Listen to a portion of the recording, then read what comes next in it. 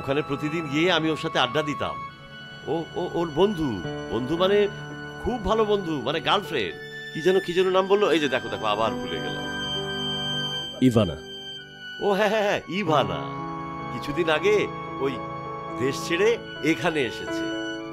কদিন পরে নাকি ওকেও এখানে নিয়ে আসবে। আর জানো তো, আমি না প্রথম এখানে আসতে রাজি হচ্ছিলাম না, মানে ওই আমাকে আবার কিছুটা জোরাজুরি করলো, এই জন্যই চলে আসলাম। কি মানে SMS পাঠিয়েছে? জি। তোমাকে কিন্তু কষ্ট করে একদিন আমাকে নিয়ে যেতে হবে মেয়েটার সাথে দেখা করাতে। হ্যাঁ, কোনো অসুবিধা নেই, আমি আপনাকে নিয়ে যাব। আচ্ছা, ওই ঠিকানাটা মানে কত দূরের? তুমি চেনো? চিনি, খুব বেশি দূরে না, খুব ভালো করেই চিনি। চলো, আমাকে একটু বাসায় পৌঁছে দাও। তোমার আসলে অনেক সময় নষ্ট করে দিলাম। সময় নষ্ট করলাম বলছেন কেন? বলেন যে আমাকে সময় দিয়ে সঙ্গ দিলেন। চলো চলো এদিকে।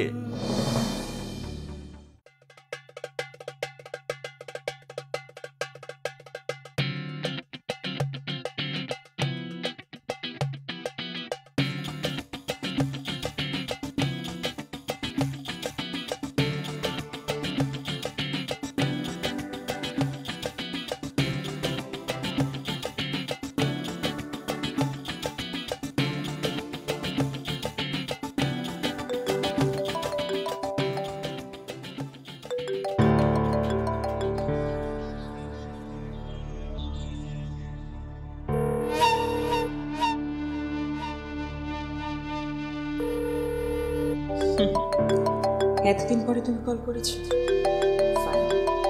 তোমাকে আমি কতবার কল করেছি, কখনো রিসিভ করো, ইগনোর করেছো, কষ্ট দিয়েছ। কেন?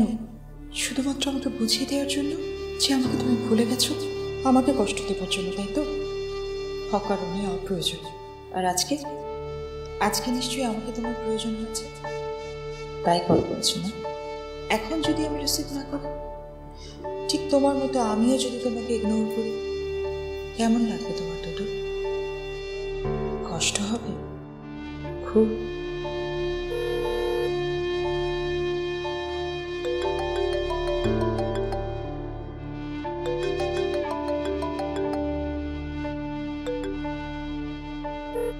হ্যালো হ্যালো মীরা, এত আকুতি নিয়ে আমার নাম উচ্চারণ করছো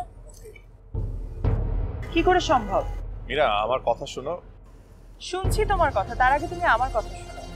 হঠাৎ আমাকে ফোন করলে যে, এতে আবার তোমার অশুভ কিছু হয়ে গেল না তো? আচ্ছা দুদুল, তুমি সিরিয়াসলি আমাকে কল করেছো নাকি হাতে চাপ লেগে কল চলে এসেছে? মীরা, এসব নিয়ে পরেও কথা বলা যাবে, আগে আমার কথাটা একটু শোনো। না, আগে তোমার আমার কথা শুনতে হবে। শুনবে নাকি ফোন রেখে দেবে? ওকে বলো, শুনছি।